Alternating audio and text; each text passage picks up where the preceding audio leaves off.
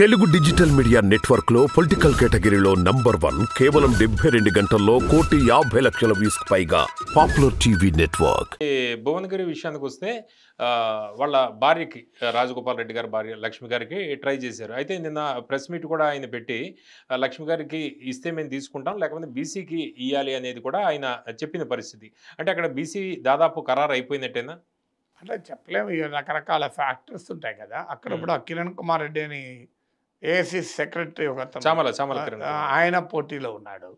So అందువల్ల ఇప్పుడు సామాజిక సమీకరణలను, గ్రూపుల వారి అకామిడేషను, ప్రత్యర్థుల బలాబలాలను, తమకున్న ఓటింగు, అదనంగా తేగలిగే ఓటింగు, ఇన్ని ఫ్యాక్టర్స్ బ్యాలెన్స్ చేసుకోవాలి. పార్టీ అభ్యర్థిని పెట్టాలంటే మామూలు విషయం కాదు కదా.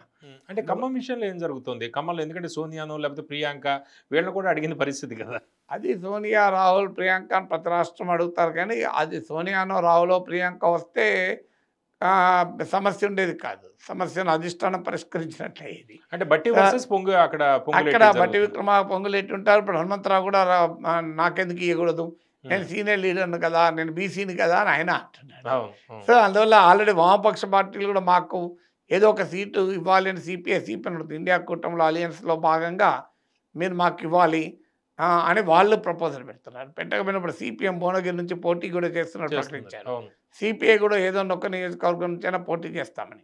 ఎందుకంటే వామపక్షాలు టిల్ట్ చేయగలిగే బ్యాలెన్స్ చేసే సీట్లు ఉండొచ్చు కొన్ని. ఇప్పుడు ఖమ్మం కాన్స్టిట్యున్సీ ఉంది. ఖమ్మంకు అఫ్కోర్స్ కాంగ్రెస్కు తిరుగులేని లీడ్ ఉంది కనుక ప్రాబ్లం ఉండదు. కానీ అక్కడ కనీసం ఒక 50,000 నుంచి 1,00,000 ఓట్లు ఉభయ కమ్యూనిస్ట్ పార్టీ కలిపితే ఓటింగ్ ఉంటుంది. సో రేపు అననుకూల పరిస్థితులు వస్తుంది, ఇబ్బంది అవుతుంది. ఇప్పుడు భువనగిరి ఉంది. భువనగిరిలో మీకు కాంగ్రెస్ బీజేపీల మధ్య నా అంచనా చాలా గట్టి పోటీ ఉంటుంది. నల్గొండ కన్నా గట్టి పోటీ ఉంటుంది. కాంగ్రెస్ బీఆర్ఎస్ థర్డ్ పొజిషన్ పైన ఆశ్చర్యపడాల్సింది లేదు. సో అందువల్ల కాంగ్రెస్ బీజేపీల మధ్య గట్టి పోటీ ఉన్నప్పుడు ఫ్యూ థౌజండ్ ఓట్స్ కూడా ఇట్ మ్యాటర్స్. భువనగిరిలో సిపిఎం పోటీ చేస్తోంది, 10 నుంచి 20,000 ఓట్లు తెచ్చుకున్నారు అనుకోండి ఉదాహరణకు. సో అక్కడ it may they can tilt the balance. ఇప్పుడు కొన్ని చోట్ల 5,000, 6,000 మెజార్టీతో కూడా ఎంపీలు గెలిచే అవకాశం ఉంటుంది. అంటే బీఆర్ఎస్ ఓటు బ్యాంక్ మొత్తం ఇటు షిఫ్ట్ అయిపోయింది. బీఆర్ఎస్ ఓటు రాష్ట్రం అంతా షిఫ్ట్ అవుతుంది. ఇక్కడే కాదు, మీకు బీఆర్ఎస్ ఓటు రాష్ట్రం అంతా బీజేపీకో కాంగ్రెస్కో షిఫ్ట్ అవుతుంది. నా అంచనా as of now BRS voting 20% పడిపోయినా ఆశ్చర్యం లేదు. సో లాస్ట్ అసెంబ్లీ ఎలక్షన్లో 37% వచ్చింది. పార్లమెంట్ ఎలక్షన్లో ఇంకా ఎక్కువ వచ్చింది. 2019 పార్లమెంట్ ఎలక్షన్లో. 2023 అసెంబ్లీ ఎలక్షన్లో కూడా 37% వచ్చింది. అది ఈసారి అరౌండ్ 20%కు పడిపోయే అవకాశం ఉంది. అందువల్ల భారీగా దెబ్బతింటుంది బీఆర్ఎస్ ఓటింగ్, అది అనుమానం లేదు. బీఆర్ఎస్ ఓటింగ్ ఎటువైపు షిఫ్ట్ అయ్యే అవకాశం ఉంది పార్లమెంట్? రెండు పార్టీలు, అటు బీజేపీ కాంగ్రెస్ రెండు తీసుకుంటాయి. కొన్ని చోట్ల బీజేపీ తీసుకోవచ్చు, కొన్ని చోట్ల కాంగ్రెస్ తీసుకోవచ్చు. ఎందుకంటే బీఆర్ఎస్ ఓటింగ్లో మైనారిటీ ఓటింగ్ ఉంది ఉదాహరణకు. సో ఎంఐఎం మద్దతు వల్ల కావచ్చు, బీఆర్ఎస్ ఉన్న సెక్యులర్ ఇమేజ్ వల్ల కావచ్చు, వివిధ సంక్షేమ పథకాల వల్ల కావచ్చు, బీఆర్ఎస్ ముస్లిం ఓటు గణనీయంగా బీఆర్ఎస్ వెనకాల ర్యాలీ అయింది ఇప్పటిదాకా. ఈవెన్ క్రిస్టియన్ ఓటు కూడా. ఈ మైనారిటీ ఓట్లో సబ్స్టాన్షియల్గా హోల్సేల్గా కాంగ్రెస్ షిఫ్ట్ అవుతుంది. ఇది మన కర్ణాటకలో చూసాం, యూపీ లాంటి స్టేట్లో కూడా కాంగ్రెస్ కొంత షిఫ్ట్ అయింది. అందువల్ల తెలంగాణలో ముస్లిం ఓట్ను కాంగ్రెస్ బాగా తెచ్చుకోగలుగుతుంది. అది బీఆర్ఎస్ నుంచి వచ్చే షిఫ్ట్ ఓటింగ్ అనేది. సో బీఆర్ఎస్ ఒక్క ఓటు వేసినటువంటి రెడ్డి ఇన్ఫ్లుయెన్స్లో ఉన్న ఓటర్స్ ఉన్నారు, వాళ్ళు కూడా నీకు కాంగ్రెస్ షిఫ్ట్ అవుతారు పెద్ద ఎత్తున. ఎందుకంటే రెడ్డి కన్సాలిడేషన్ అవుతుంది.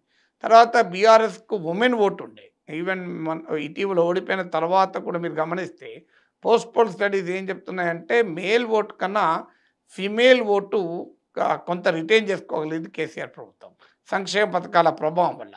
ఇప్పుడు మహాలక్ష్మి ప్రభావము, సంక్షేమ పథకాల ప్రభావం వల్ల ఉమెన్ ఓటు బీఆర్ఎస్ నుంచి గణనీయంగా కాంగ్రెస్ షిఫ్ట్ అవుతుంది. So minority vote, women vote, Reddy ఇన్ఫ్లుయెన్స్లో ఉండే ఓటు, అంటే రెడ్లే కావాల్సిన అవసరం లేదు, రెడ్ల రాజకీయ ప్రభావం వల్ల షిఫ్ట్ అయ్యే ఓటు, ఈ 3 రకాల ఓటు కాంగ్రెస్ షిఫ్ట్ అవుతుంది. ఇక భారతీయ జనతా పార్టీకేమో general anti Congress BRS vote ఉంటుంది. అంటే కాంగ్రెస్కు వ్యతిరేకంగా బీఆర్ఎస్కు ఓటు వేసిన ఓటర్లు ఉంటారు, వాళ్ళు కాంగ్రెస్కు పోలేరు కనుక వాళ్ళు అనివార్యంగా బీజేపీ వైపు షిఫ్ట్ అయ్యే అవకాశం ఉంటుంది. అలాగే బీఆర్ఎస్లో ఉన్న అప్పర్ కాస్ట్ కూడా గణనీయంగా బీజేపీకి షిఫ్ట్ అయ్యేటువంటి అదర్ దెన్ రెడ్డీస్ మిగతా అప్పర్ కాస్ట్లు బీజేపీకి షిఫ్ట్ అయ్యే అవకాశం ఉంటుంది. ఎందుకంటే అసెంబ్లీ ఎలక్షన్స్లో బీఆర్ఎస్కి వేసిన ఓటర్లు కూడా బీజేపీ షిఫ్ట్ అవుతారు. అలాగే యంగ్ ఓటరు బీఆర్ఎస్ నుంచి ఆల్రెడీ భారీగా షిఫ్ట్ అయ్యారు. సో ఆ ఓటు ఇంకా కాంగ్రెస్ కొంత కన్సాలిడేట్ చేసుకుంటుంది. బీజేపీ కొంత షిఫ్ట్ అయ్యే అవకాశం ఉంటుంది. సో అందువల్ల బీజేపీ బలంగా ఉన్న చోట మీకు బీజేపీకి బీఆర్ఎస్ ఓటు భారీగా షిఫ్ట్ అవుతుంది. ఇప్పుడు మీకు సికింద్రాబాద్, మల్కాజ్గిరి ఈ నియోజకవర్గాల కొంత భువనగిరి ఈ నియోజకవర్గాల్లో మీరు చూడండి బీజేపీ ఓటు ఈవెన్ మెదక్ లాంటి సీట్లో కూడా షిఫ్ట్ అవుతుంది. మీకు మెదక్లో కూడా బీఆర్ఎస్ గణనీయంగా తన ఓటింగ్ కోల్పోతుంది. అది కొంత బీజేపీకి రావచ్చు, కాంగ్రెస్ కూడా వస్తుంది. నార్మల్గా అయితే కాంగ్రెస్కు వ్యతిరేకంగా మొత్తం బీజేపీ షిఫ్ట్ కావాలి. కానీ బీజేపీకి ఉన్న లిమిటేషన్ ఏంటంటే అభ్యర్థులు సరిగా లేకపోవడం. సో బీఆర్ఎస్ ఓటు షిఫ్ట్ అవుతున్న ఆశతోనే బీజేపీ పెద్ద ఎత్తున బీఆర్ఎస్ నుంచి ఫిరాయించిన వాళ్ళకి టికెట్లు ఇచ్చారు. ఇప్పుడు బీఆర్ఎస్ ఫిరాయింపుదారులే కదా ఎక్కువ మంది బీజేపీ అభ్యర్థులుగా పోటీ చేస్తుంది. సో కానీ బట్ ఏదున్న బీజేపీకి ఉన్న లీడర్షిప్ క్రైసిస్ వల్ల కావచ్చు, బీజేపీ అభ్యర్థుల ఎంపికలో చేసిన పొరపాట్లు కావచ్చు, ఒరిజినల్ బీజేపీ అంటే సాంప్రదాయంగా బీజేపీలో ఉన్న సెక్షన్లలో ఉన్న అసంతృప్తికి కారణం కావచ్చు.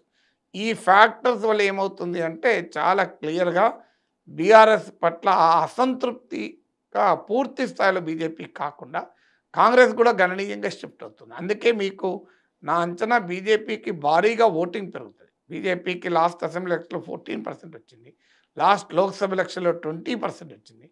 ఈసారి సమ్వేర్ అరౌండ్ 25 to 30% బీజేపీకి వస్తుంది. కొన్ని నియోజకవర్గాల్లో అయితే బీజేపీ 30% ఎలాగూ దాటుతుంది. సో ఓవరాల్గా కూడా 25-30% వరకు మీకు బీజేపీ ఉంటుంది. 20% దగ్గర బీఆర్ఎస్ ఉండే అవకాశం ఉంటుంది. కొన్ని సీట్లలో బీఆర్ఎస్ 20% కన్నా బిలో కూడా పడిపోతుంది. కాంగ్రెస్కు అసెంబ్లీ ఎలక్షన్లో 39% వచ్చింది. దాన్ని నిలుపుకోవడమే కాకుండా ఇంకా ఎక్స్పాండ్ అయ్యి 45% వరకు కూడా కాంగ్రెస్ వెళ్ళే అవకాశం కనబడుతుంది. అందువల్ల డెఫినెట్గా ఒకటి మాత్రం నిజం, బీఆర్ఎస్ దెబ్బతినడం ఖాయం, బీజేపీకి ఓట్లు పెరగడం ఖాయం. సీట్లకు వచ్చే వరకు అది ఎంత మేరకు బీజేపీకి కన్వర్ట్ అవుతున్నది అనుమానిస్తుంది. నాగేశ్వర్ గారు, ఇప్పుడు బీఆర్ఎస్ బలహీనపడడం కాంగ్రెస్కి బీజేపీకి లాభం అని చెబుతున్నారు. అయితే ఎవరి వైపు ఎక్కువగా మొగ్గు చూపే అవకాశం ఉంది అనేది ఒక అంచనా వేయగలం మనం? ఎవరికి ఎక్కువగా లాభం జరుగుతుంది ఈ ఎన్నికల్లో? అంటే నార్మల్గా అయితే బీజేపీకి లాభం జరగాలి, కానీ జరగడం లేదు. కాంగ్రెస్కే ఇంకా ఎక్కువ వెళ్ళినా ఆశ్చర్యం లేదు. కొన్ని చోట్ల బీజేపీకి వెళ్ళొచ్చు, బట్ అంటే అది మిక్స్డ్గా ఉంటుంది, అంతటా ఒకే రకంగా ఉండదు. ఇప్పుడు బీజేపీ సిట్టింగ్ ఎంపీలు ఉన్నారు, వాళ్ళ మధ్య మైన అసంతృప్తి ఉందనుకోండి, ఉదాహరణకు వాళ్ళు కొంత ఓటింగ్ కోల్పోయే అవకాశం కూడా ఉంటుంది. అందువల్ల బీఆర్ఎస్ నుంచి ఓటు స్ట్రేట్ అవే బీజేపీకి అయితే షిఫ్ట్ కాదు. బీజేపీ కొంత షిఫ్ట్ అవుతుంది, కాంగ్రెస్కు కూడా గణనీయంగా షిఫ్ట్ అవుతుంది.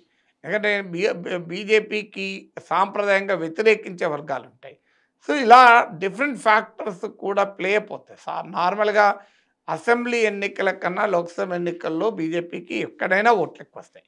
అది మన తెలంగాణకి కాదు, ఆంధ్రప్రదేశ్ లాంటి చోట రాకపోవచ్చు, కానీ తెలంగాణ, కర్ణాటక, ఢిల్లీ, రాజస్థాన్, మధ్యప్రదేశ్, ఛత్తీస్గఢ్, ఒరిస్సా ఈ రాష్ట్రాలన్నింటిలో చూడండి బీజేపీకి అసెంబ్లీ ఎన్నికలతో పోలిస్తే లోక్సభ ఎన్నికల్లో ఎక్కువ ఓట్లు వస్తాయి.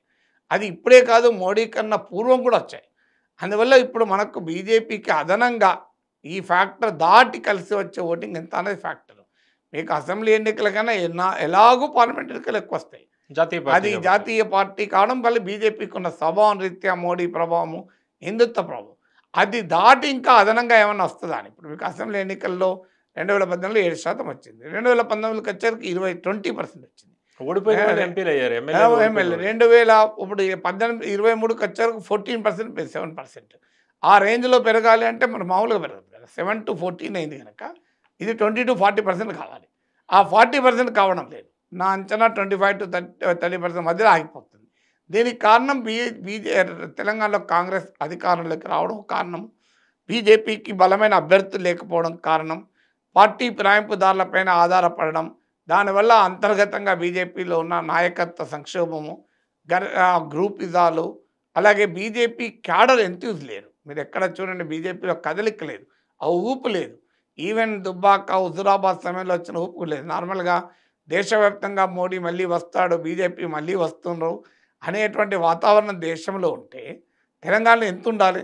ఎందుకంటే 7% నుంచి అసెంబ్లీ ఎన్నికల్లో 14% పెంచుకున్నారు, 4 ఎంపీ సీట్లు ఉన్నాయి, బ్రహ్మాండమైన ఊపు ఉండాలి. కానీ మీకు ఎక్కడ బీజేపీలో ఊపు కనబడలేదు. అందువల్ల బీజేపీ తన సెల్ఫ్ గోల్ల ద్వారా తెలంగాణలో నష్టం.